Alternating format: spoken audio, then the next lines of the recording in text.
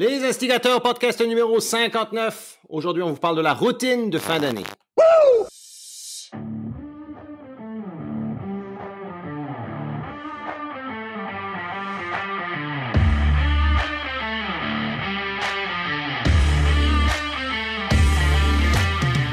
Vous écoutez Les Instigateurs, le podcast de contenu explicite pour entrepreneurs francophones. On parle des meilleures pratiques d'affaires sans dentelle ni gants blancs. On laisse de côté la rectitude politique, les conventions sociales, dans le but de briser les mythes et faire de vous de meilleurs entrepreneurs. Mon nom est Mathieu Dumont, son nom est Dave Ruel. Bienvenue sur le show.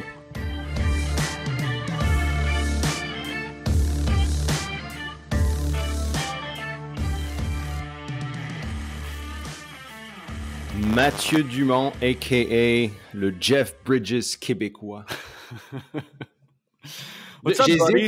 J'hésite entre le Jeff Bridges ou la photo que tu m'as envoyée la couple de jours passés. Là, c'est quasiment Walter White, mais tu sais, Walter White tard là, dans Breaking Bad. Là. Ah, j'ai pas écouté Breaking Bad. Non, j'avais pas le temps quand que... Ben, j'avais c'est vrai, pas... t'as pas de télé. Non, je passe sûrement trop de temps de ce temps-là devant mon PlayStation. T'as pas de câble, t'as pas de... C'est ça. Mais non, ça, j'ai comme... Quand j'aurais pu commencer, il était rendu trop tard dans la saison, puis j'étais comme, screw it, puis je suis juste jamais rembarqué, puis là, je sais que c'est un classique puis tout, mais pourtant, je suis comme, bon, il y a tellement de saisons que j'ai pas le courage de le commencer maintenant. Genre. Fait que not happening. Il est jamais trop tard. Mais j'aime beaucoup le nouveau look Jeff Bridges, là, la tête rasée avec la barbe qui revient, là, ça garde. C'est scary but cool. That's it. Ça m'économise à peu près 400$ par année et surtout énormément de charge mentale de devoir prendre des rendez-vous chez le coiffeur. Donc, all in all, c'est un gain net. Double whammy, efficience financière, plus de bandwidth, ça marche. Bon, oui, puis non, je suis en train de virer ça en petit rituel, de juste me raser la tête, puis je suis comme, non, parce que ça nourrit mes OCD, là. Comme quoi, tu vois, je t'en avais parlé depuis un bout, t'étais pas sûr, puis là, d'un coup, j'ai l'impression que ça a maturé, puis there you go, you're there. By the way, j'aimerais remercier nos auditeurs pour... vos suivis au sujet de de notre digestion. Ça, c'est vraiment drôle. Et puis, Mathieu, OK. Genre, moi, j'adore la petite intro, genre, la petite jasette. C'est ma spécialité, la petite jasette, hein? Tu penses? puis, en tout cas, Mathieu est moins fan, lui. Matt est plus comme, non, let's go to the point, le monde ne veut pas savoir ça. Puis, je commence à avoir une preuve que le monde aime ça, entendre parler de pas de notre petite niaiserie, mais en tout cas, ça détend l'atmosphère. Fait que ma question pour vous autres, nos auditeurs, aimez-vous quand on fait des petits segways personnels? Vous êtes comme, non, ma gang de cave, parlez directement de ce qu'on lit sur le sujet parce que je suis pas intéressé à votre digestion ou de votre approche de flûte à bec et pipeau. Ne mordez pas à l'hameçon. Présentement, il essaie juste de se bâtir un argumentaire pour se convaincre qu'il a raison. Dude! Juste prouver que j'ai tort. Je sais pas encore. Je ne me convainc pas. J'écoute mon auditoire, man. Non, t'écoutes deux personnes. Il n'y a pas de deux personnes. C'était un thème récurrent, man. C'est un thème récurrent. Ah, man. Proof. Visual proof. J'ai besoin de métriques, j'ai besoin de data. Oh, God, je vais te faire une spreadsheet. That's it. Ce sera une routine, ce sera une nouvelle routine. On va regarder la spreadsheet des commentaires par rapport à nos... Je me suis fait slammer par mes associés parce que je suis trop, justement, intense sur les spreadsheets puis les Google Docs puis tout. Mais t'es quand même bon en spreadsheet. Je m'en rends pas compte. Moi, ça me sécurise d'avoir comme quelque chose... C'est jamais impeccable, c'est jamais genre fignolé visuellement, mais OK, j'ai quelque chose sur place. Mais on essayait de refaire Martin qui est au support, l'expérience client, puis s'occupe aussi du support à la clientèle. Il y a encore un petit peu de difficulté à déterminer qu'est-ce qui est un bug, qu'est-ce qui est de l'amélioration continue. Fait qu'on essaie de revoir les labels qu'on a pour taguer les demandes des clients. Puis j'étais comme, on pourrait faire ça. Puis j'étais rendu avec un système à 2 volets, puis comme... Lui, on m'a juste mis les genre, ouais, ce serait pas pire d'avoir de quoi qu'on n'est pas obligé d'ouvrir un crise de Google Doc encore. Je suis comme, oh, OK, je me rends pas compte. Mais Ben, j'ai l'impression que pour beaucoup d'entrepreneurs, la spreadsheet devient juste l'extension du cerveau dans un sens comme, fuck, j'ai tellement d'idées, je vais juste le vomir sur une spreadsheet pour essayer d'en faire du sens, tu sais. Puis j'avoue que je le fais régulièrement. Mais tes spreadsheets sont très bien ordonnés, par exemple. C'est plein de choses qu'on est en train de faire et puis que j'essaye que c'est pas trop un chaos. Là. Comme je dis, c'est pas ce qu'il y a de visuellement plus sexy, mais autant que ce soit fonctionnel. Là. Je suis, by the way, je suis chez nous, là, puis j'ai un aigle à tête blanche massif devant ma fenêtre, là. No joke, là. Il est comme l'autre bord de la rivière chez nous, puis il est en train de pêcher, puis il est huge, man. Tout ce que tu as besoin de faire, là, on faisait ça, là, je devrais pas dire ça, mais on va me faire slammer, mais on va le dire pareil. Là. Tu pognes un hameçon, t'enlèves le bout qui pique, tu fais juste, dans le fond, c'est comme un trombone plié, tu mets un bout de pain, tu fais la pêche, puis c'est comme avoir un cerf-volant vivant. Ouais, mais, oh, gosh. On faisait ça avec des goélands sur l'île quand on était jeunes. Mais je pense pas qu'avec un aigle à tête blanche, ce serait... Non, je pense pas que tu vas toffer longtemps. Non, mais je pense que c'est ça. Je pense que je vais me faire posséder ma maison et le reste de mes biens. Ah, puis non, fuck, j'enjoy ça, là, j'avoue, là, c'est comme spécial. Là. Ben, il est vraiment énorme, ce site. Mais non, revenons au spreadsheet. Moi, je suis d'accord. Mais t'es très bon dans les spreadsheets. J'avoue que j'ai vu des spreadsheets super impressionnantes, là, que je suis comme, wow. Là. Puis de mes bons amis entrepreneurs, c'est pas mal un pattern d'utilisation de spreadsheet. Mais ensuite, je pense qu'il faut prendre la spreadsheet puis la condenser dans quelque chose qui est dans un process condensé. Oh, et plus facilement accessible, plus facilement actionnable. Je suis entièrement d'accord. À un moment donné, tu peux pas juste travailler avec des bookmarks dans un navigateur. Non, je sais pas. Là. J'ai fait le clean-up dans mes bookmarks il y a 2 semaines, puis j'en ai des astuces de bookmarks. Ouais, c'est des bookmarks, c'est comme, ça me fait rire, c'est le mensonge qu'on a tous. Là. Ah, je vais mettre ça dans mes bookmarks, ça vient juste un cimetière d'affaires que tu retourneras plus jamais. Là. C'est un cimetière. C'est totalement ça. Cool, man. On va parler des routines de fin d'année, puis un petit peu comment est-ce qu'on approche les routines. Moi, je suis un gars de routine. Toi, t'es un gars de routine aussi. Je pense que t'es un peu plus technique sur tes routines que les miennes. Mais j'ai hâte de voir comment aussi tu approches la nouvelle année d'un point de vue business, mais aussi d'un point de vue peut-être personnel. Ben, oui, je suis un gars de routine. Je veux dire, pas tant technique. L'affaire, c'est que j'ai pas de mémoire. J'ai trop fait de commotion dans la vie. Fait que j'ai besoin, tu sais, moi, les routines, les spreadsheets, tout, justement, comme tu dis, c'est juste des outils pour m'assurer que j'oublie rien parce que on a tellement d'affaires à gérer. Donc, oui, des fois, ça a l'air un petit peu, à la limite, autiste comme approche. Mais c'est ce qui fait que ça fonctionne au final. Puis, c'est pas tant dans une perspective de commencer tout de suite à prévoir l'année prochaine. Mais avant de prévoir le futur, je veux m'assurer que mon présent est clean. Puis je trouve que cette routine-là, que je fais d'habitude vers la fin novembre, justement pour, si j'ai des ajustements de dernière minute à faire, j'ai le temps de les faire pour partir en vacances des fêtes, la tête reposée, puis vraiment en profiter. Je trouve que c'est quelque chose qui prend pas beaucoup de temps, puis qui, je veux dire, donne le pace pour l'année prochaine, mais en même temps, des fois, permet de... Tu sais, c'est... Le diable est dans les détails, là, puis ça, moi, c'est une routine qui me permet de mettre en lumière plusieurs petits détails que j'aurais facilement pu ne pas remarquer, mais qu'autant de notions financières, efficience, que même stratégique, ça peut faire une grosse différence. Là. Donc, c'est pas quelque chose qui est un process, c'est juste une espèce de... C'est plus une cheat sheet que je fais juste, bon, mais regarde, ça c'est fait, ça c'est fait, ça c'est fait, puis de là, j'attends de voir qu'est-ce qui en ressort, là.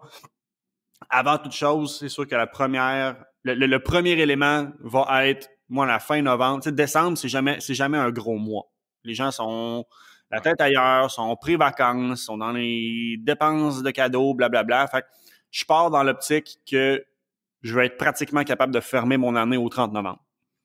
Fait que je fais mon wrap-up financier, puis je vais compter mes choses dans l'optique où ce que je vais... à la limite, si je suis capable d'anticiper mes décembre de novembre, je vais l'inclure même mes dépenses de décembre, je vais l'inclure aussi dedans. Mais vraiment être capable de dire, bon, mais présentement, si je ne fais aucun revenu au 30 novembre, de quoi ça a de l'air? Est-ce que déjà là, je suis capable d'identifier que j'ai des surplus au niveau des profits que j'ai faits? Est-ce que j'ai de la comptabilité des factures qui sont à la dernière minute? En décembre, c'est pas le temps de commencer à courir après vos mauvais payeurs, là. s'il n'y avait pas le temps, dans le temps que c'était relax, imaginez dans le temps des fêtes, là. Non, mais surtout, si tu n'en as pas besoin, tu es aussi bien de le faire passer sur le prochain exercice. Ben oui, c'est ça. Ben, à voir exactement. Si tu as des profits de trop, ça sert à rien, puis essaye de les repousser à l'année subséquente, absolument, là. Fait que Ben oui. c'est comme l'avantage de le faire, à mon sens, en novembre, parce que tu te donnes une espèce de marge au niveau de ton impôt, là.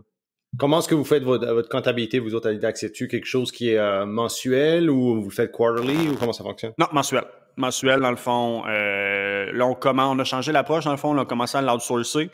Puis GP, avant, c'était GP parce qu'il triple là-dessus qu'il le faisait, mais ça, il prenait à peu près une journée par mois, puis on s'est entendu que c'était pas efficace.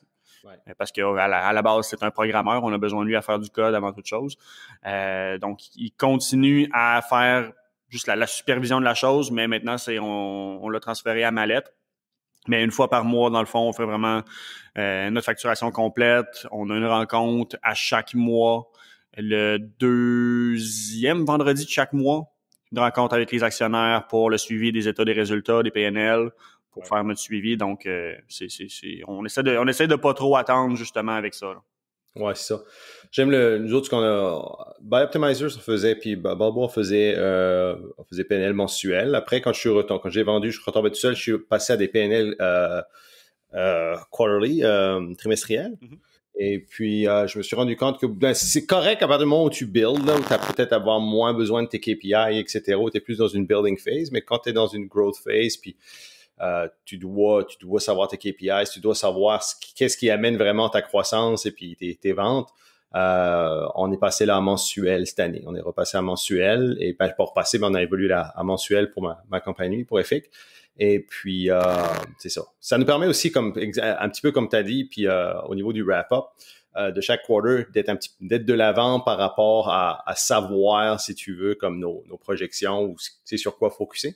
Donc, ça guide beaucoup ça guide beaucoup nos décisions, si tu veux, trimestrielles. Trimestriel, j'ai de la misère à voir. Puis là, c'est peut-être moi qui est trop control freak, là. Mais à part si tu es une entreprise, exemple, en consultation, où t'as très peu de coûts fixes, je trouve qu'il y a un certain danger, un certain risque qui vient à le faire avec une lecture trimestrielle. Parce qu'il peut se passer beaucoup de choses en 3 mois, là. Donc, si t'as pas tant de coûts fixes, bon, mais c'est pas tant dangereux. Tu fais juste générer tes revenus, puis tant que tu as de l'argent dans le compte, à la limite, c'est pas excessivement grave.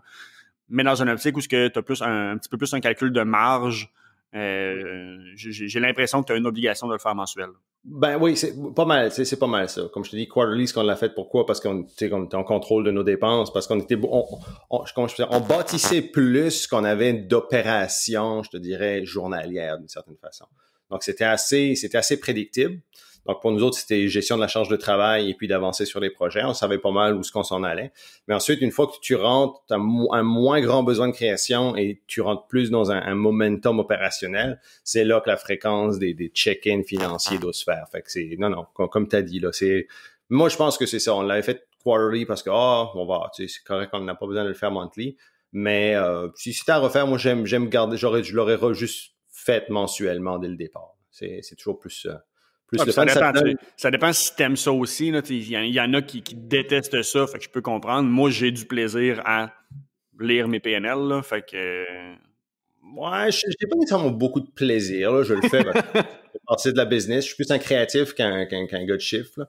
Mais non, tu dois le faire, là, mais comment je pourrais dire ça? C'est un exercice, comment on pourrait dire ça? Tu apprends à l'aimer aussi. Plus que tu le fais, Ben, c'est que tu comprends plus. Fait que je veux dire, c'est plus simple de l'aimer quand tu comprends ce que tu lis aussi. Là. Si c'est juste des chiffres vomis dans un spreadsheet, je comprends que tu t'en vas nulle part avec ça puis tu peux pas aimer ça. Là. Ouais, mais après, puis honnêtement, ça se traduit en signe de pièce. Là. Oui. C'est n'importe quelle décision. Ça veut pas dire que tu vas prendre toutes des décisions qui sont basées sur tes finances en tant que telles, mais comme tu vas prendre ça va t'amener à prendre des meilleures décisions. Parce que souvent, comme un entrepreneur qui va peut-être ne pas avoir comme, tu sais, peut-être qu'un petit peu, tu sais, créatif comme moi et qui n'était pas nécessairement solide financièrement, peut-être dans son entreprise, c'est là que peut-être il va attendre trop longtemps avant de regarder des choses qui lui coûtent pas mal plus cher que ça devrait, ou peut-être des leaks dans sa business, ou peut-être des opportunités qu'il n'avait pas vues. Tu sais, on a fait tant d'argent à vendre tel SKU. Wow, OK, je pensais pas qu'on en avait vendu autant. Tu sais, let's look at it. Puis là, tu peux voir vraiment, tu sais, toutes tes... d'où... Non, tu peux bâtir des trends. Ben, c'est exactement. Donc, tu peux vraiment, des fois, on a des assumptions par rapport aux finances, par rapport à notre argent, puis on se rend compte que, OK, là, il y a de l'argent à terre là à ramasser. Là. Ramassons-les. Là. Il y a des low-hanging fruits. Fait que c'est un petit peu, je pense que c'est un bon exercice de le ramener monthly pour sûr. Oui. Puis, en ayant fait ça, en sachant, mettons, justement, si c'est un surplus, peu importe, bon, mais tu peux embarquer dans un deuxième step qui est plus l'optimisation de tes dépenses pré-impôt. Fait que de là, de dire, bon, mais justement, j'ai généré plus de revenus, j'ai généré plus de profits que ce que je pensais. Comment est-ce que je fais? Ces personnes aiment ça, payer de l'impôt. Donc, quels sont les moves que je peux faire pour m'aider, je vais dire comme ça. Fait que, tu sais, la quantité de jeunes entrepreneurs que je vois qui travaillent sur un Acer 2014, tu sais, des fois, c'est une bonne façon de se donner la permission de changer d'ordinateur, de peut-être justement comme investir dans un bureau ergonomique, une chaise qui fait plus de sens. Donc, tu sais, je comprends que quand tu es dans le day-to-day, ben, tu es dans les opérations, puis tu n'as pas le temps, puis ben, on se sent mal des fois parce que il y a ça qui s'en vient, puis je sais pas le mois prochain, peu importe. Mais je trouve que justement, ce temps d'arrêt-là est un bon moment, sinon quasiment des fois le seul moment où tu vas vraiment prendre le temps de dire bon, mais c'est correct, genre, je peux voir maintenant la forêt un petit peu plus que juste l'arbre, là. Puis, c'est plus facile de justifier les dépenses. Évidemment, faut pas se créer de besoins. Par contre, là, la quantité de personnes que je vois qui, j'ai des surplus, fait qu'est-ce que je vais faire? Je vais acheter cette formation-là, qui feront jamais ce que soyez intelligent dans vos dépenses, là. Donc, il y a différentes stratégies financières que vous pouvez mettre. Des fois même, dépendamment de votre structure, il y a des... ça, c'est quelque chose qui est peu connu, mais il y a des stratégies financières pour, je veux dire, rembourser des dettes personnelles en les transférant sur des dettes d'entreprise. Donc, ça, c'est à regarder un petit peu plus avec votre comptable. Mais c'est ça, poser des questions avec votre comptable, c'est soit la meilleure personne qui va être capable de vous dire, bon, mais dans le volume que tu as de surplus, voici ce que tu devrais faire qui devrait être optimal. Puis sinon, des fois, c'est juste optimiser des postes budgétaires, là. Des fois, tu as une dépense que tu as classée dans, exemple, je sais pas moi, fourniture ou peu importe, mais que ça aurait pu aussi rentrer dans le marketing. Donc, essayez d'optimiser vos ratios de dépenses admissibles. C'est le genre de choses qui peut faire une différence, là. Non, mais j'aime vraiment ton approche de quasiment prendre comme si tu finissais ton année fiscale, genre le 30 novembre. Puis ça te donne la wiggle room. C'est comme du temps extra ou du gravy que tu peux mettre sur ta... Comme je dis, si tu es capable d'anticiper tes dépenses de décembre en plus, ça veut dire que tu te mets puis tu vois que tu as un profit pareil. Ça veut dire que tu es dans une position où que décembre, tu peux faire $0 de profit et que tu as un jeu. Donc, tout ce que tu vas générer en décembre, tu peux quasiment avoir en tête que c'est ton play money. Ouais. Ouais, mais c'est ton play money. Ouais, j'aime moins le mot play money, mais c'est ton argent d'optimisation. Ben exactement. Quand je dis play money dans ma tête, c'est bon, mais il y a un projet bonbon que je voulais faire. Il y a du R&D. Il y a un nouveau produit que je veux peut-être lancer. Bon, mais je vais le passer dedans. Fait que tu sais, non, en effet, c'est pas achète-toi un char puis comme ça. Je suis à la limite très frugal sur ces éléments-là, là. Ah ouais, c'est ça. Tu ne payes pas un gros bonus. Un gros cash bonus là, à la fin de ton année. Là, non, exact, là, c'est ça. Fait que si vous êtes capable de le faire, mais c'est sûr que ça demande une certaine discipline, bon, mais vous êtes à bonne position, là. Mais vous autres, vous êtes sur une année fiscale comme qui suit l'année calendrier. Vous êtes 1er janvier, 31 décembre. 1er janvier, exactement. Ouais. Mais j'ai jamais compris. OK, il y a une affaire. Je comprends pas pourquoi quelqu'un fait une année fiscale genre comme moitié de l'année à l'autre moitié de l'année. Mais les contextes, on a failli le faire, nous autres. Quand on a racheté un des actionnaires, ça tombait, je pense, comme au 16 septembre ou quelque chose comme ça. Puis on a longuement, tu sais, c'est comme de notre côté, c'est de la business en continu, fait qu'on était comme, bon, y a-tu...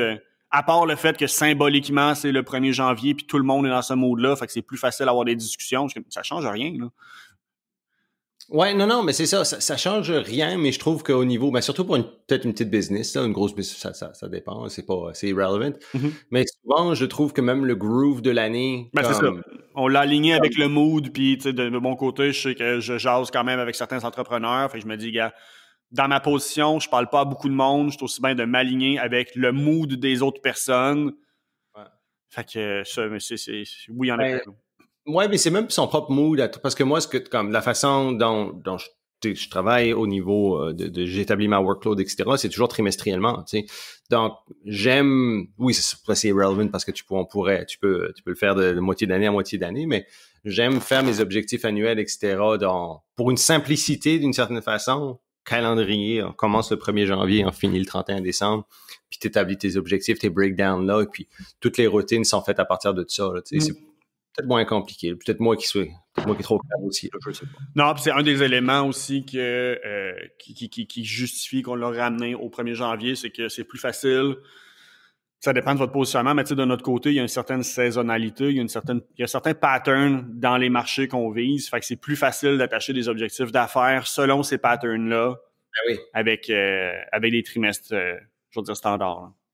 Ouais, non, c'est ça. Je vois dans le e-com, c'est plus facile, c'est ça, d'établir des trends. Tu sais que, tu sais, après le Black Friday, ça va être comme un peu plus slow. Il y a différents patterns. Nous, on le voit ici de beaucoup, comme le online, Black Friday est énorme. Et puis ensuite, on va beaucoup pousser. Par exemple, si je prends l'exemple, là, on est dans la séquence pour la business à Karine, où on a des revendeurs aussi, physiques, des magasins. On pousse beaucoup. Après le Black Friday, on va pousser beaucoup les consommateurs à aller acheter de nos revendeurs officiels. Donc, c'est parce que c'est plus last minute, il y a moins de temps pour recevoir les produits, etc. Surtout cette année, ça va être... je fais une prédiction, là, Nostradamus, là. Ça va être un clusterfuck logistique au niveau de Post Canada. Ah, spoiler alert, si t'as pas déjà collé tes cadeaux, you're fucked, là. On les a fait, nous autres, en fin de semaine. Moi, c'est tout arrivé. Le seul affaire qui n'est pas arrivé encore, c'est mon cadeau que je me suis fait à moi. Puis tu vu, ça a shippé hier, puis ça en a pour 1 mois. Ouais, ben c'est ça. Dans les trucks, là. Oui, mais c'est 1 mois là, mais que ça arrive à partir de décembre, ce sera peut-être 6 semaines, tu sais. Ouais, exact, c'est ça. Mais c'est une bonne chose, actually, comme de penser, tu sais, honnêtement, puis nous, on le pousse tout le temps, mais tu sais, encourager local, no joke, comme c'est correct de faire vos ventes en ligne et puis comme il y a rien là, tu sais, ça je fais là du e-commerce, mais aussi comme tu sais, attendez pas last minute juste pour commander en ligne, tu sais, il y a des commerces locaux qui ont besoin de votre support, puis c'est peut-être un bon temps aussi là d'acheter dans le temps de Noël, surtout à partir du mois de décembre, peut-être regardez si vous pouvez encourager du local. Là. Absolument. Au niveau personnel, comment tu fonctionnes? As-tu un wrap-up? Là, on parle de chiffres, etc., bilan financier, mais as-tu une façon dont tu abordes, toi, ton bilan personnel ou ta façon de réaligner ton année, peut-être? Je suis pas full un gars de résolution. Je suis beaucoup plus un gars, oui, de bilan. Par contre, je suis vraiment pas le gars qui va se flageoler. Je vais le dire comme ça, là. Fait que oui, à chaque fin d'année, c'est plus un bilan, je vais dire satisfaction. Là. C'est comme si je me passais dans mon propre order de Google Review, de comme bon, mais si j'avais à mettre un nombre d'étoiles, ça serait quoi, puis pourquoi, mettons. Là. Ouais. C'est mon review satisfaction. Là. Est-ce que je suis satisfait de ce que j'ai accompli? Oui, non, pourquoi? Puis de là, j'essaye plus. Je veux dire, j'essaie plus d'exposer les excuses ou les raisons qui ont fait que j'ai pas accompli des choses que mes bons coups. Je suis pas quelqu'un qui célèbre tant que ça. Sans dire que je trouve que c'est une perte de temps. C'est comme, ça a bien été, OK. Pas besoin de repasser 15 fois dessus, là. Il y a pas tant d'affaires à analyser, je vais le dire comme ça. Mais non, c'est ça, je suis tellement dans la satisfaction en temps réel, je vais le dire comme ça, pas tant dans justement l'émotif bonheur que mes bilans ont pas, c'est pas un gros process, pas long, puis je m'attarde pas full à ça. C'est important d'en faire un, oui. Est-ce que cette année, mettons, je suis satisfait? Non. Est-ce que je comprends pourquoi? Oui. Est-ce que je vois des patterns? Oui. Fait que c'est comme, faut que j'analyse. Ouais. Mais non, je m'attends, je peux pas dire que je suis le gars le plus assidu ou ben le plus documentaire à ce niveau-là. Là. Je sais que toi, mais ça fait partie de ta tradition. Là. J'aime ton point de bilan versus résolution parce que la majeure partie des gens vont faire des résolutions. Donc, ils vont pas regarder en arrière, ils vont regarder en avant et dire, OK, voici ce que je vais faire l'année prochaine basé sur ma situation right now. Mais l'exercice du bilan, à mon avis, est autant important que des réseaux. L'exercice de regarder vers le passé est aussi important que de regarder vers le futur. Mais à mon sens, c'est plus important parce que tu sais, les résolutions, c'est du wishful thinking. C'est comme, OK, je suis là, je veux aller là-bas, voici les steps, mais on verra. Le bilan, c'est de voir, OK, au-delà de où est-ce que j'espérais aller, concrètement, maintenant que je suis capable de voir toutes les opportunités qui se sont présentées, est-ce que je suis allé au maximum ou le plus loin que j'aurais pu aller? Oui. Mais c'est ça, tu regardes tes patterns, tu regardes ta bullshit, tu regardes ce qui a bien fonctionné, ce qui a pas bien fonctionné, donc c'est important de voir ces choses-là. Mais comme quand tu regardes vers le futur aussi, c'est pas je vais faire ça puis on verra ce qui se passe. Moi j'aime vraiment beaucoup planifier pour le futur, pour regarder qu'est-ce qui est ma ligne directrice annuelle, qu'est-ce que je veux avoir cette année, puis comment est-ce que je vais commencer à le break it down, puis d'avoir une bonne idée, mais ensuite d'avoir mon plan pour les prochains 90 jours puis d'avancer là-dessus. Mais c'est certain que la majeure partie des gens négligent le bilan, néglige le fait de regarder, faire l'analyse vraiment de ce qui s'est passé cette année. Les bons coups, les mauvais coups, tu sais, c'est bien de célébrer, mais aussi comme comment est-ce que je peux faire pour améliorer ce que j'ai en ce moment, tu sais. Souvent, on va faire des résolutions basées sur des choses qu'on n'a pas, des choses qu'on veut voir devenir une réalité, alors que souvent, la meilleure résolution à avoir, c'est pas justement une résolution, c'est d'avoir une optimisation, une continuité des choses qui vont bien. Mm-hmm. Donc, de regarder, oui, ce qui va mal, mais aussi regarder ce qui va bien, puis comment est-ce que tu peux maximiser ces choses-là. Parce que c'est facile pour un entrepreneur de toujours dire, hey, je vais faire des résolutions, mais cette année, je vais faire ça. Puis on ajoute, puis on ajoute, puis on ajoute. Puis éventuellement, on lose track de vraiment ce qui se passe dans notre business. Tu sais. Non, exact. Puis, je veux dire, théoriquement, si tu fais un bon bilan, il va setter le pace de ton année prochaine. Comme je dis, moi, mettons, présentement, je suis déjà capable de faire mon bilan. Est-ce que je suis satisfait? Non. Je trouve que j'ai un problème d'efficience. Je trouve que temps passé à travailler sur des projets versus revenus générés, admettons, ou profit net, est-ce que je suis satisfait? Non. Honnêtement, je regarde la charge mentale, le volume de stress, les heures que je mets versus ce que j'ai sorti cette année. Je suis comme, tu sais, c'est un bon chiffre, là, mais ça aurait pu être beaucoup plus. Là. Ça aurait pu être mais en beaucoup même plus. temps, faut que j'accepte puis que je me confronte. OK, oui, c'est parce que j'ai trop fait de bénévolat, mais j'ai été Mère Teresa, j'ai été moi-même mou, alors que ma job, c'est de caller out la mollesse du monde à des places. Je ne suis pas parfait. Des projets, faut que je fasse du ménage. Ça fait 2 ans que je suis là-dedans, de comme, bon, mais go big or go home, puis flécher out des projets pour mieux centrer mes efforts. Puis, tu sais, en faisant ce constat-là, ben je sais que l'année prochaine, ça veut dire qu'il faut que je sois encore plus stern sur dire non encore à plus d'affaires, augmenter mes prix, moins travailler ou optimiser le flow de mes projets pour que je puisse maximiser ce que je sors versus le temps investi. Donc, il y a des projets de distraction que j'aime faire qui vont peut-être passer dans le tordeur, là. C'est plate, mais je veux dire, on s'en fout un peu que ce soit plate, mais au final, là, c'est comme si c'est une décision stratégique, puis that's it, là. Oui, exactement. Tu sais, je file un petit peu, je file beaucoup comme toi aussi, mais j'ai l'impression que quand, Je veux dire, tu as l'avantage, et ça, c'est quelque chose que j'apprécie de toi, tous tes projets font du sens. Je veux dire, le peu d'émotions que je suis capable d'avoir, moi, ils passent là, là. Il y a des projets que c'est des projets bonbons, puis que je suis comme, OK, genre, je trippe encore, puis c'est une passion, mais je sais que d'un point de vue purement financier et stratégique, ça n'a aucun crise de rapport que j'investis du temps là-dedans. Et autant de temps, là. Il y a des commitments long terme que j'ai, que c'est des heures par semaine, que au final, je fais du bénévolat ou sinon ça me coûte de quoi, là. Ouais, mais ça, comment je pourrais dire ça? C'est comme, j'ai beaucoup été comme ça longtemps aussi, puis j'avoue que je me discipline à moins l'être, parce que je pense qu'on est tous un peu comme ça d'une certaine façon, où on aime ça, puis on voit des opportunités partout d'une certaine façon, où tu vas être passionné par quelque chose, où tu vas aimer quelque chose. C'est exactement l'exemple du barbecue. Mm-hmm. Que tu dis, OK, j'aime le barbecue, mais Chris, je veux vouloir, comme, je peux pas tout tourner en business. Là. Ben, c'est ça le problème. Puis je pense, tu sais, c'est le genre de projet, des fois, que, mettons, si j'analyse mon cas, je l'ai pris en me disant, OK, c'est un projet que je vois comme du self-care, mais je vais être payé un peu en même temps. Parfait. Ouais. Mais la réalité, c'est que je suis qui je suis, puis de là, je deviens trop... Tu sais, quand j'embarque dans quelque chose, je suis all-in ou all-out. Ouais. Fait que là, je suis comme, OK, je m'implique de plus en plus, je vois des affaires qui me gossent, fait que le côté self-care devient une charge mentale, fait que c'est je suis rendu complètement à l'opposé quasiment, ça me génère un stress plutôt que m'en enlever. Fait que c'est comme, il y a un coup de barre qui va devoir être fait à quelque part, là. Exactement. Non, mais puis c'est vrai parce que souvent, t'as la meilleure intention, t'es comme, ça va pas me prendre si tant que ça, puis ça add up, puis ça prend plus de temps que tu penses. Puis t'as le côté, comme t'as dit, charge mentale qui vient avec ça, augmentation de la charge mentale ou surtaxation de la charge mentale égale plus de stress. Et à la fin, c'est tes autres projets ou tes entreprises qui en bénéficient pas ou qui en souffrent d'une certaine façon. Ça part mal ton année. Puis ça, mettons, je peux le tailler in à un autre de mes points de ma checklist, c'est ton top 10 puis ton bois mort. En novembre, c'est super important de faire ce bilan-là, de dire, bon, mais je sors toute ma liste de clients. Mon top 10, c'est qui? Autant, tu sais, ça peut être évalué de plein de façons, là, mais tu sais, d'habitude, ce que j'aime faire, moi, c'est que je vais me faire 3 colonnes. Plaisir, effort, rentabilité.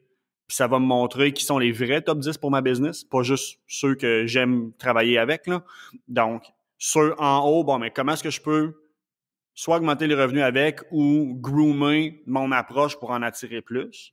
Parce que ça redéfinit de plus en plus mon persona, bon, mon client parfait. Je suis pas un amateur nécessairement des personas purs, mais plus qui est ton client idéal selon le contexte d'affaires qui change tout le temps. Mais fait que je veux maximiser là-dedans. Puis à l'inverse, mon bois mort, c'est mon mon bottom 10. Eux, soit que je me donne l'obligation de les crisser dehors, ou il faut que je les garde dans une optique où ils ne me demandent plus de temps. Parce que tu peux pas aller chercher du nouveau monde qui sont plus alignés si tu ne crées pas de la place en mettant du monde dehors qui ne sont pas alignés. Ouais. Oui, puis ça va comme... tu peux parler de personnes en tant que client ou tu peux aussi parler de projets. Oui, absolument, c'est ça. Si vous êtes une personne qui a des projets ou même certains produits. Comme des fois, il faut regarder, on est attaché émotionnellement à certains produits ou certains SKU dans notre business, puis tu te rends compte comme ça devient du bois mort, là, tu sais.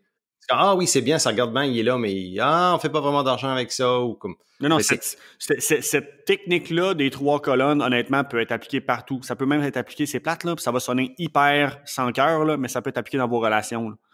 Ouais. Non, mais c'est vrai. Mais est-ce que tu vois, plaisir, effort, puis rentabilité, c'est tellement ça. Tu sais, si t'arrives, puis comme t'as du plaisir, mais tabarnouche, l'effort est plus haut encore que le plaisir que t'en as, et puis ta rentabilité, c'est ça, tu perds ta rentabilité là-dedans. Tu changes la variable un petit peu, là, parce que rentabilité sur une relation, si on parle d'un point de vue, ça existe absolument. Maintenant, pour les gens qui sont pas à l'aise à faire ça, changer la variable, de dire, bon, mais le temps requis, l'effort requis, puis au pire, l'alignement avec son attitude. L'alignement de l'attitude, je vais le dire comme ça. Tu as des personnes, il y a beaucoup de relations que tu entretiens, tu sais, comme de mon côté, moi, autant que je n'étais vraiment pas connu pour une personne qui garde son monde proche, moi, ça, je ne perds aucune minute avec des gens qui sont tout le temps négatifs. Même si je t'aime, puis qu'on a un historique, puis que quand on se voit, on a quand même du fun, mais que à chaque fois qu'on a une interaction entre les fois qu'on se voit personnellement, ce qui veut dire que présentement, il y en a du monde là, que ça fait des mois que j'ai pas vu, puis qu'on s'écrit sur Messenger puis tout, mais que c'est tout le temps lourd un peu, ça se peut qu'on se revoit pas, là. Parce que maintenant, genre, on a besoin de s'entourer de personnes qui nous amènent à stepper up, qui nous amènent à aller mieux, qui sont supposées être un espèce d'échappatoire de justement, c'est comme, faut que tes relations soient une partie intégrale de ton self-care. Quelqu'un qui ne contribue pas à ça, malheureusement, c'est un beau cas de get the fuck out, là. Puis je référais nos auditeurs à l'épisode qu'on a sur l'évolution des relations entrepreneurs. Puis je pense qu'il y aura beaucoup de monde. C'est peut-être un bon temps de peut-être faire le ménage. Mm-hmm. Puis j'aime vraiment beaucoup le fait que tu as dit là, de vider un petit peu son sac, vider un petit peu sa tête, puis d'utiliser ce temps-là stratégiquement pour comme, OK, c'est le temps de voir ce qui fonctionne pas, mais aussi comme retirer la bullshit qu'il y a entre les deux.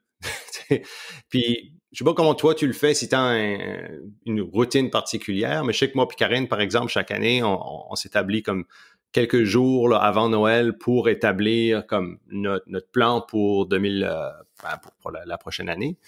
Je sais que là, par exemple, cette année, on s'en va à Shameless, pas Shameless, pas d'intérêt là-dedans, mais promotion pour mon ami Pat Gauvin à Cielo Glamping Maritime à Shippagan, Nouveau-Brunswick. Très beau site.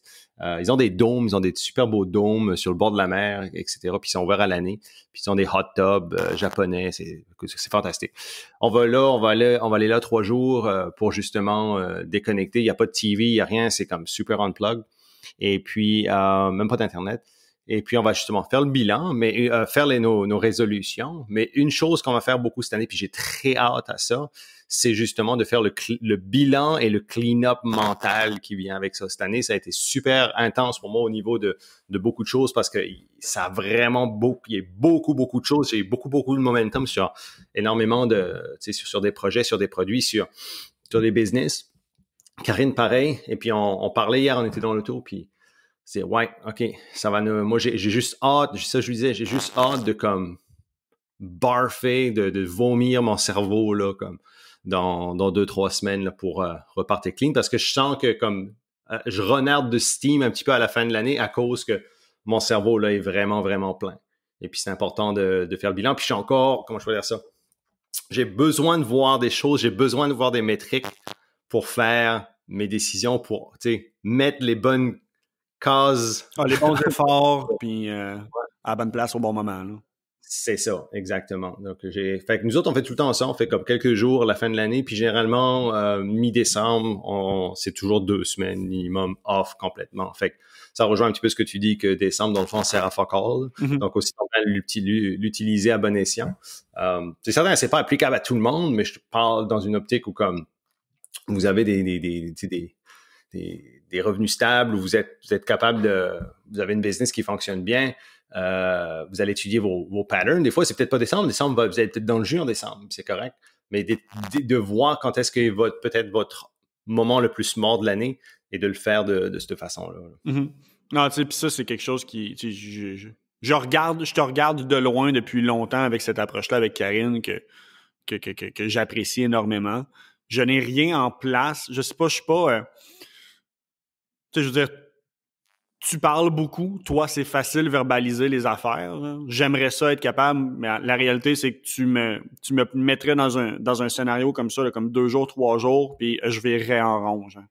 Encore plus si c'était avec Marie-Ève, parce que c'est pas notre dynamique de couple, pas du tout, genre de comme planifier à l'avance. On est tellement tout le temps booké tête dans le présent qu'on essaye de pas trop justement booker à l'avance parce que ça va, c'est pas...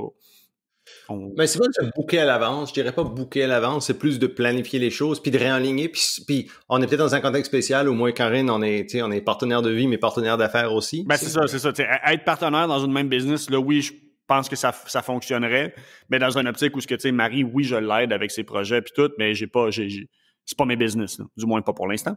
Fait que Bon, on vient de te dropper Matt. Ah, bon, il gagne. Ah, il va revenir, je crois bien. Ouais, il est parti. Mais non, c'est ça. Ah, t'es revenu. Hello. T'étais gone pour 10 Ouais, non, ça... Ouais, je sais que ça a comme gelé vite fait. Mais c'est ça, c'est pas notre dynamique, puis c'est pas mes business, fait que c'est pas le genre de talk qu'on a tant que ça, mais c'est quelque chose que je trouve que ça, toi et Karine faites super bien, puis c'est vraiment à votre honneur de le faire. C'est pas n'importe quel couple qui pourrait avoir cette je veux dire cette approche-là, cette ouverture-là, et aussi ça marche juste si t'es hyper transparent avec l'autre. Fait que c'est pas... Ouais, ben, on a tout le temps été, nous, parce qu'on a comme pas le choix non plus. Puis c'est important, nous, dans un sens où comme life and business, c'est comme, tu sais, c'est important d'harmoniser les deux. Et puis on n'est pas... c'est important de garder l'alignement, tu sais, de se recentrer parce que c'est assez facile. C'est comme on est vraiment super occupé tout le temps. On est très bon dans la gestion de notre temps, de nos efforts, etc. Mais ça empêche qu'on a quand même une grosse charge. Mm-hmm. Et c'est facile de se perdre là-dedans puis de pas comprendre ce qui est important, de ramener des choses importantes. Exemple, quand nous on a commencé nos business, c'était très important, le voyage. On s'entend que c'est irrelevant en ce moment là, mais le voyage ou plus de liberté. Puis on se rend compte, mais aussi le côté créatif qui est super important. Puis on se rend compte que dans les dernières années, on a créé beaucoup, on a produit beaucoup de stuff. Et il y a toute la charge opérationnelle qui vient avec ça. Mais puis bon, plus élever deux jeunes enfants, nos 2 filles en même temps. Et puis plus ça va, tu sais, plus il y a les activités. Là, on a notre grande qui est dans la gymnastique, les affaires, ça, tu sais, c'est beaucoup, beaucoup de temps. Et on a l'impression que tu veux pas que ça devienne pas le jour de la marmotte, mais que ça devienne où tu drifts trop loin de tes objectifs que tu t'étais fixés, tu sais. Donc là, par exemple, il y a beaucoup de choses qu'on est en train de faire. On a pas mal enligné le gros, je te dirais, de où ce qu'on s'enligne, mais il y a beaucoup de trimage de gras à faire encore. Tu sais. Puis on va faire ça dans cet exercice-là. Donc, on va tout mettre, dans le fond, dans les cases que ça nous prend, les bonnes choses, et puis le reste, on va devoir faire prendre une décision de comment est-ce qu'on deal avec ça. Et puis, c'est important de le faire parce que sinon, puis même au niveau, si vous êtes un couple, puis qui n'est pas nécessairement votre partenaire d'affaires, c'est important de refaire cet exercice-là de reconnexion, de vision, de faire sûr que comme, OK, c'est correct, on en est là, moi je suis, l'entrepreneur peut être occupé, puis la femme se sent, ben là, je pense que tu passes pas assez de temps avec nous autres ou whatever, comme qu'est la déconnexion. C'est peut-être un bon moment de ramener les choses ou de créer, si tu veux, cette unicité-là dans la vision, parce que je pense que surtout si vous êtes en couple si vous êtes en couple, vous avez le devoir de continuer à garder l'enlignement de cette vision-là. Sinon, c'est trop facile de se disperser. Puis c'est pour ça que beaucoup de couples se rendent compte que, tu sais, quand tu as des enfants puis tu es busy, là, après les enfants grandissent puis tu es comme, fuck, on n'a plus rien en commun, man. Tu sais, on n'est plus comme, on a élevé des enfants, on est bon, mais il n'y a rien qui nous rapproche, tu sais. Donc, c'est important de garder ces choses-là pour pas que ça arrive. Et puis, je sais que ça arrive à du monde, que ça arrive à du monde qu'on connaît. Et il y a d'autres personnes, au contraire, qui ont fait garder l'exercice de reconnexion continuelle, malgré le fait que, élever des enfants, c'est tough. Et puis, naturellement, ça va être plus difficile de connecter, mais on a quand même gardé certains non négociables, tu sais, en tête, là. Fait que c'est important aussi d'amener ce volet-là. Qui n'est pas juste mécanique, mais qui est aussi émotionnel. Non, c'est ça. Je vais le prendre sur moi. Je vais essayer de prendre du temps pour refaire ça. C'est pas le genre de choses que j'ai l'habitude de faire beaucoup. En effet, je vois très bien la pertinence. Fait que Marie-Ève, si tu écoutes ça, book quelque chose à notre horaire, qu'on puisse jaser de grandes visions. Non, mais pas que tu le vois de même. C'est pas nécessairement quelque chose qui est comme hippie romantique, là. C'est vraiment comme laid out on the table, là. Tu sais, c'est quelque chose. Écoute, regarde. On connaît nos projets communs, puis il y en a, puis comme Ouais, mais c'est d'enligner tout ça, juste de clean it up, tu sais, d'aligner les choses, puis que ce soit propre, puis que ce soit comme, OK, on sait où qu'on s'en va. Things will, tu sais, comme les choses vont évoluer dans quand tu es entrepreneur, il n'y a jamais rien. Nothing goes as planned. Il n'y a rien qui va aller exactement dans le sens que tu veux tout le temps. Ça se passe pas comme ça. Donc, c'est certain qu'il y aura des fuck-up, il y aura des choses qui vont aller dans différentes directions. Mais l'important, c'est d'avoir au moins, si tu veux, une clean slate. Une table propre et ordonnée pour pouvoir commencer à travailler, là. Breaking news, il y a un deuxième aigle à tête blanche qui vient de joindre le party. C'est mental, là. Ils sont en train de pêcher, man. C'est comme, toi, tu capoterais à voir ça, là. Mais c'est de toute beauté. Puis ils sont énormes, les deux, là. Comme c'est les plus gros de l'année que j'ai vu. J'en ai souvent, là, qui viennent comme, dans mon office à Tracadie, je suis sur la rivière Tracadie, puis de l'autre bord, c'est une forêt de sapins.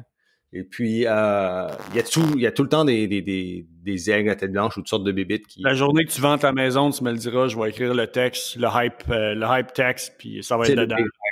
Juste ça fait monter la valeur de la maison. Non, mais comme, dude, honnêtement, là, c'est comme, à cette heure, c'est comme, on le voit comme tout, je te dirais comme, presque tous les jours, on voit un aigle ou quelque chose qui passe. Là, ça fait, je te dis, là, ça fait 1 heure, là, pas 1 heure, 40, tant qu'on enregistre pas, quarantaine de minutes, là, qui sont là, puis qui tournent autour. Puis là, il y a un deuxième qui vient d'arriver, là, puis ils sont vraiment très gros par rapport. Puis c'est pas, c'est devenu quasiment normal ici, mais j'avoue que c'est pas quelque chose qui est normal. Mais bon, ça fait partie. C'est une des, tu vois, on parle d'alignement, mais nous autres, ça a été très clair que c'était le type de choses qu'on voulait dans notre vie. T'sais, on voulait pas vivre dans une ville, on voulait vivre en campagne, on voulait être proche de la famille, on voulait comme, tu sais, une place où on pouvait élever nos enfants avec ce genre de choses-là. Et puis, c'est niaiseux, mais tu sais, c'est comme... Des fois, il faut se le rappeler que c'est comme... faut pas te le prendre pour acquis, là. Exactement. Fait que, pour en revenir sur... parce que là, je veux pas qu'on pète le 1 heure, là. Rapidement, pour mettre plus de viande sur la routine, parce qu'à date, on a touché à 2-3 éléments, mais il y a beaucoup plus de choses que ça. Mais au pire, on n'aura pas le temps de tout couvrir. S'il y a quoi que ce soit, envoyez-nous un courriel, puis je vous enverrai l'espèce d'ébauche de ma cheat sheet qui pourra vous aider. Mais s'il y a 2 éléments que je veux absolument qu'au moins on fasse référence.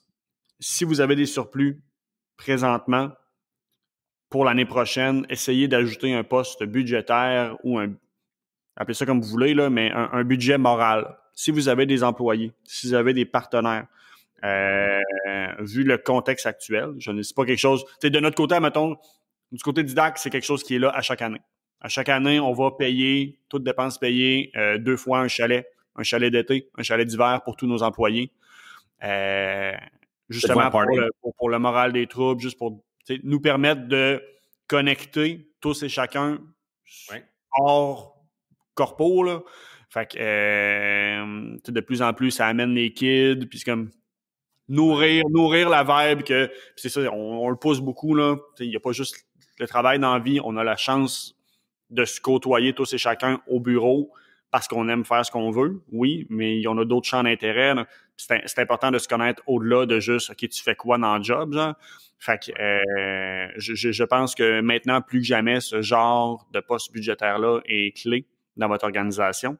Comme je le mentionne, même si vous n'avez pas d'employés, vous travaillez avec des gens proches, il y a des gens avec qui vous parlez sur une base quotidienne, je pense que ça vaut la peine. Ça vaut définitivement la peine. C'est contractant, man. C'est tellement un bon point. Moi, je suis un gros fan de cette approche-là. Puis, je me souviens quand mon grandissant, mon père est dans la construction, une entreprise de construction. Puis, chaque année, comme il recevait comme beaucoup de ses fournisseurs, il recevait comme des bouteilles de whisky, des choses comme ça. Là, puis je trouvais ça cool, comme c'était devenu une tradition que chaque année, il y avait une appréciation pour le travail avec les autres.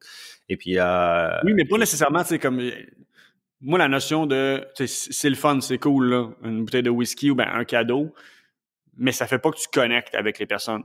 Non, je suis d'accord, mais comment je pourrais dire ça? Ça rend des fois le processus normal de faire de la business, d'avoir un sous-contractant ou un fournisseur, ça rend un côté un petit peu plus humain. Oui, absolument. Mais quand on parle de nos employés, c'est une autre chose. Moi, je suis un big fan d'amener ce côté-là quand on a... nous autres, c'était même pas, on le regardait même pas si on avait du surplus ou pas. C'était, puis vous autres, I guess, c'est inclus dans votre budget annuel de comme le party annuel, pas le party annuel, mais le voyage d'équipe. Nous autres, chaque année, ce qu'on faisait quand on avait avec Buy Optimizers, on avait une grosse équipe. Ce qu'on faisait, c'est qu'on avait un voyage d'équipe qu'on faisait chaque année. On les amenait, on louait une grosse villa pour une semaine, et puis on amenait l'équipe là. Et puis tu avais le choix. Ça fait soit tu pouvais venir, mais il y en avait qui avaient des enfants qui pouvaient pas se libérer nécessairement ou prendre ce temps-là. On leur donnait un montant d'argent prédéfini. C'est soit ça ou tu peux prendre le montant d'argent puis il y a pas de problème. Puis il y en a qui une année ils allaient prendre le montant d'argent, d'autres fois ils allaient prendre le voyage. Puis ça, l'affaire c'est vu qu'on avait une équipe totalement remote, totalement à distance. C'est une bonne façon de se ramener. Mais non, j'étais un big fan. Cédric, par exemple, Cédric, chaque année, je le traite avec un gros steak dinner. Fait que je m'arrange avec sa femme. Je dis, garde, bouclez dans la steakhouse, la meilleure steakhouse que tu peux trouver.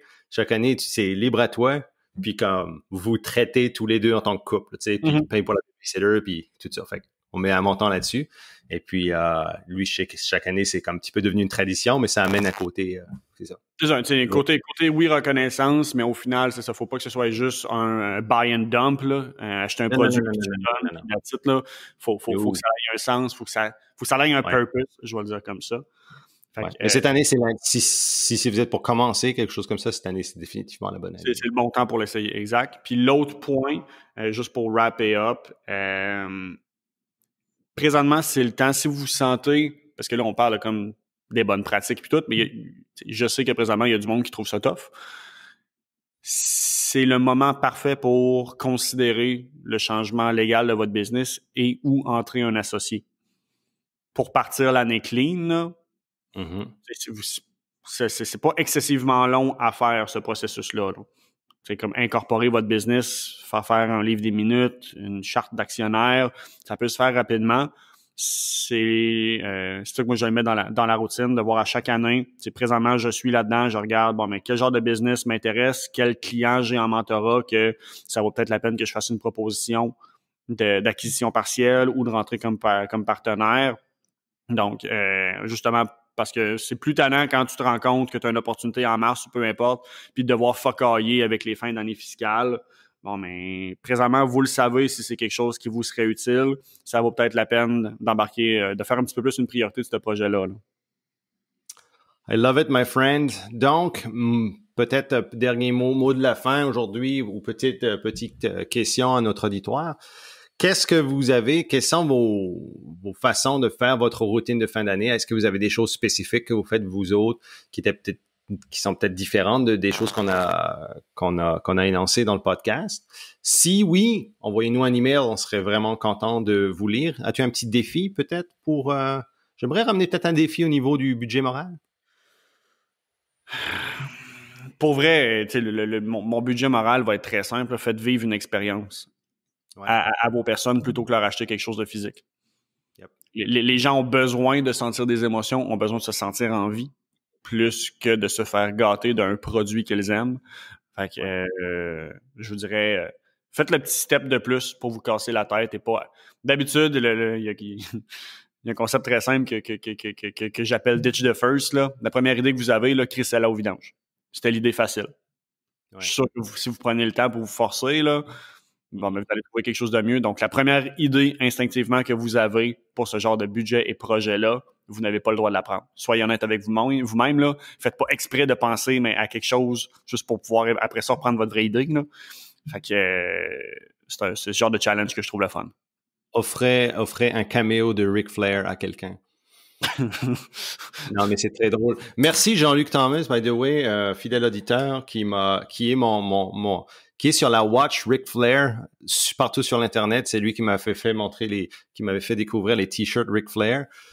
Mais aussi, il y a Cameo. Je sais pas si tu connais Cameo, Matt? Oui, absolument. Ouais, dans Cameo, tu peux engager quelqu'un, tu peux engager une célébrité pour faire un petit mot de fête ou peu importe, puis tu payes tant d'argent. Et Ric Flair est sur Cameo maintenant, c'est fantastique. Mais il y a toutes sortes de... Il y a Brendan Gallagher, c'est un fan du Canadien de Montréal. Il y a vraiment beaucoup. Pour vrai, il ramasse de l'argent en terre. Là. Il ramasse de l'argent en terre. Oui, mais il donne beaucoup aux charités aussi. Fait que des fois, si vous avez quelqu'un, vous êtes super fan de whoever, puis il est sur Cameo, ça pourrait être une bonne idée aussi. Ça va être quelque chose de cool. Là. Mathéo, merci mon chum. Take it home, mais prenez soin de vous, les gens. Pour vrai, c'est important. Faites vos bilans. Bilan. Salut, Matt. Goodbye. Vous venez d'écouter le podcast des Instigateurs. Ça vous intéresse d'en entendre plus? Alors, n'hésitez pas à vous abonner à notre chaîne, cliquez sur le 5 étoiles et surtout, nous laisser connaître les sujets que vous aimeriez qu'on aborde dans les prochains épisodes. Pour le faire, simplement que nous envoyer un courriel à podcast@instigateur.com ou visiter notre site web instigateur avec un s.com.